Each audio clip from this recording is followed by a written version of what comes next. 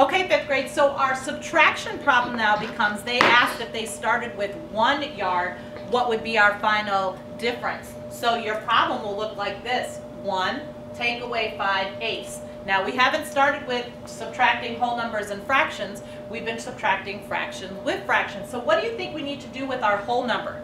We need to change it to make it a what? A fraction. Good job. So what fraction are we using here? Our denominator is what? 8ths. So instead of using 1, how can we put 1 as a fraction? 1 is going to become what? 8 over what?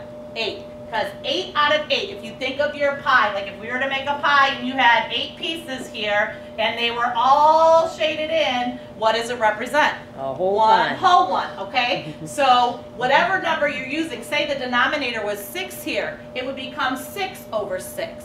Say we had 10 was our denominator. This whole number would be 10 out of 10. And so now since we changed this to have the common denominator, now we can do our regular subtraction. So now this just becomes 8 over 8.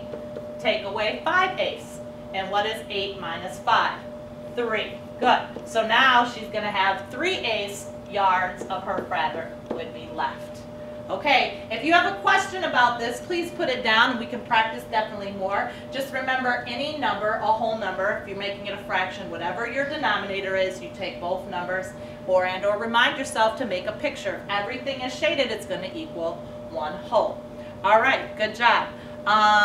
That is going to be it for today, 5th grade. So what I want you to do now is take and do the independent practice problems.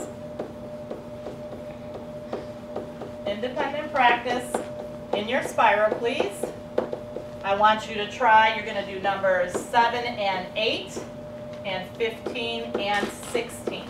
Complete those in your spirals and get me any questions that you need and be prepared for class. All right, good job. See you in class.